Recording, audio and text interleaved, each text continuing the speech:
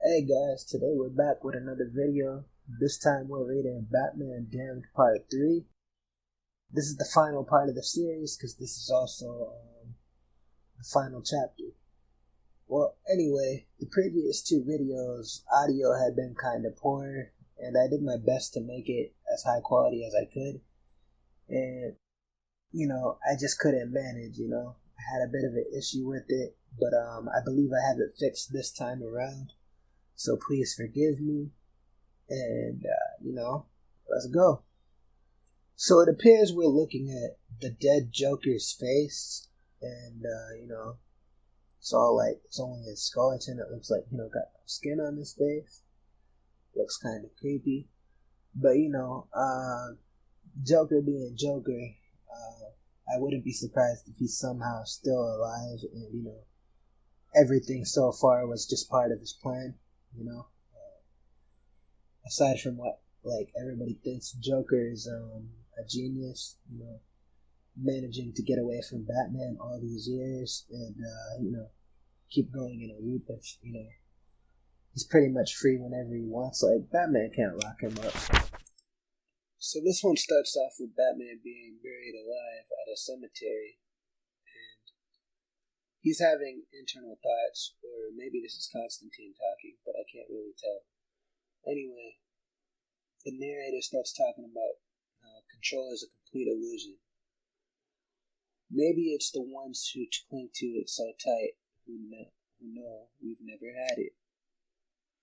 Until the very end, which we are closer to than I'd like to admit, we understand control is nothing but fear. So in the next few panels, Batman's pulled out of the ground by roots, and who do these roots belong to? There's a couple characters that could it be Poison Ivy? Nope, it's Swamp Thing. And Batman being surprised that he was saved, he replies with, "You saved me." And then Swamp Thing, your life is not what's at stake, dog. Knight's forces, both sides lay claim. And that's like a bit of a weird context, so I guess Swamp Thing talks weird. I don't know much about the character, but Constantine ends up cracking a joke, and he says it sounds like a 45 being played at 33. And that's just talking about vinyls, by the way, in case you didn't know.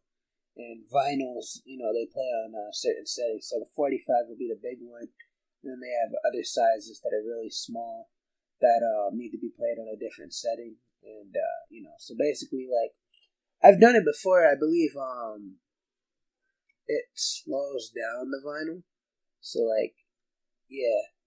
Anyway, there's that. So Swamp Thing ends up warning Batman. He says, "Knight, this man never means well." "What is it I mean then?" "To amuse yourself. Not such a bad way to go through life, is it? Those that laughed through it saw them die with a smile. Piss off, confuse us." That's a little, saying Confucius. So, yeah. Batman's about tired with everything, all this, like, Constantine playing mind games with him, Batman still don't know if he killed the Joker or not. And, judging by last chapter, it sure looks like he killed Harley Quinn. So the next couple pages are Swamp Thing, warning Batman not to trust Constantine, and he tells him that he's not his friend. And Constantine, replies with, "I'm more than your friend. I'm the best chance you've got." And Swamp Thing says, "I've heard that before."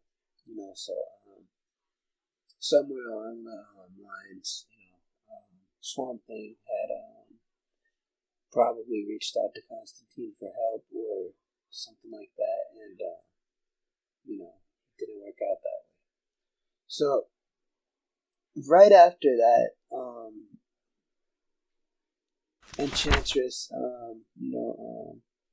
jumps in the confrontation and starts going to attack Constantine and Batman. I can't let us be mine for monster. Interfere you waste. Mine promised, sworn, what be over, be done. So for the next minute, it seems like Enchantress is really trying to let Batman let his guard down. She's trying to put him down, trying to make him give up. And he's like, be done? Never. And he's fighting off the enchanted statues right now. They look like demons, and yeah. I feel like I should be doing a Bane type voice for Swamp Thing, so here it goes. No, do not listen to her. Enchantments. Why? Can't life win? Be over. Be still. Be mine. Alright, so as Enchantress, keeps giving these guys a rough time, Batman's just like, who are you? And, he proceeds to run from her, and, she says, why don't you remember? And, she starts to say, things like, she was his first kiss, his first love, and first blood. And, she's like, you be mine, I be your secrets.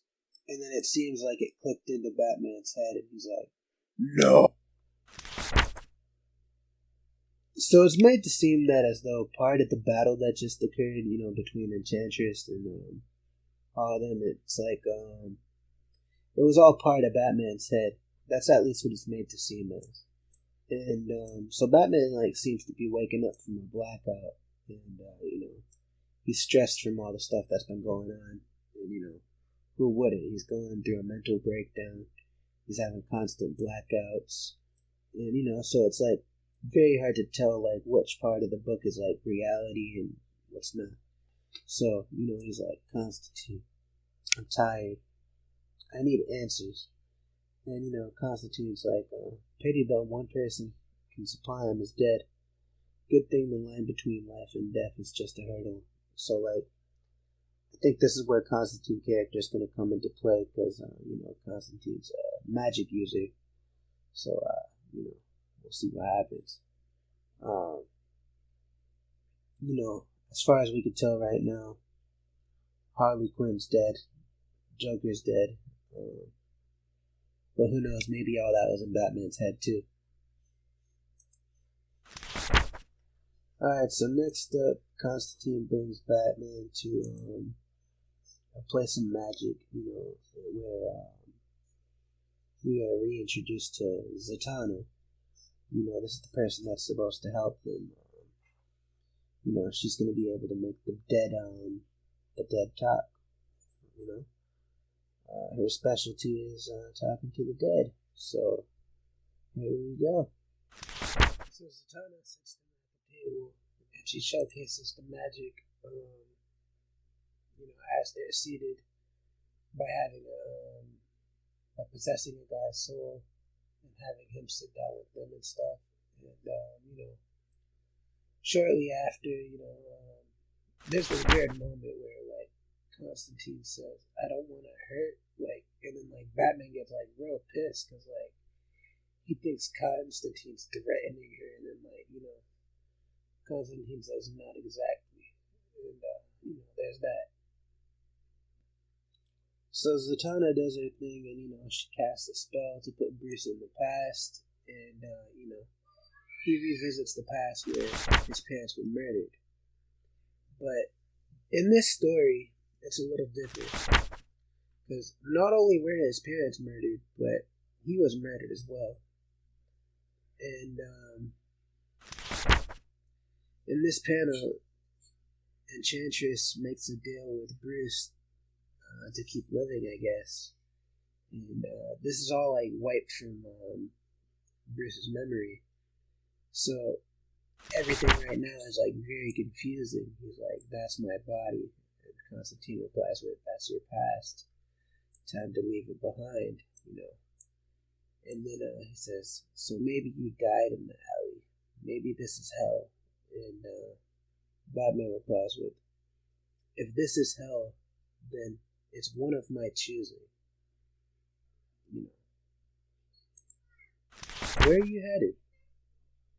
"Where I should have gone long ago." The place he was speaking of was the GCPD morgue, and Constantine refuses to go along with it. All right, so in the morgue, he meets up with a character that I believe is part of his imagination. I believe it's like his inner soul telling him like the what he did is wrong, and he deserves to pay. Well, anyway, he says, "You fought hell for your soul, and now you stand before me in judgment. You know what you did. I know what I didn't do." And he says what he didn't do was hold back. So the first time we're shown what really happened on that bridge. And what happened was Batman and the Joker got into a fight. Batman threw the Joker basically, and the Joker was hanging onto the bridge for his life. And Batman almost reached to pull the Joker back up, but then he just let him slip. And his reasoning for that was that he was afraid of what the Joker would do when he was gone. So that's pretty logical, but, ever since this had happened, Batman had a big thing on his soul. And, yeah. Part of this story also is that I actually looked up, a lot of people had confusion on it, is that Batman, half of like the story and like all the bad things he's done, he's been like possessed by Enchantress. So he could have been possessed by her for this too. He was possessed by her when he killed Harley Quinn in Chapter 2. Well, anyway, fast forward a bit, he says, you must pay for your crime. And he says, "Aren't you being a little harsh?" And then the guy, or his own soul, replies with, "Harsher than you? You are judged." And then, he opens up the, I forgot what it's called, but the place where he put the bodies in the morgue. And Batman's like, "I wish he was still alive." And he's speaking of the Joker. So in this panel, we're also looking at what appears to be Batman disappearing. And, a lot of this is like left to be chosen by the reader of what's going on in a sense, because like the writer left it for the reader to believe what they want to believe. And it appears that either Batman died on that bridge as well, or this is his soul being freed from Enchantress.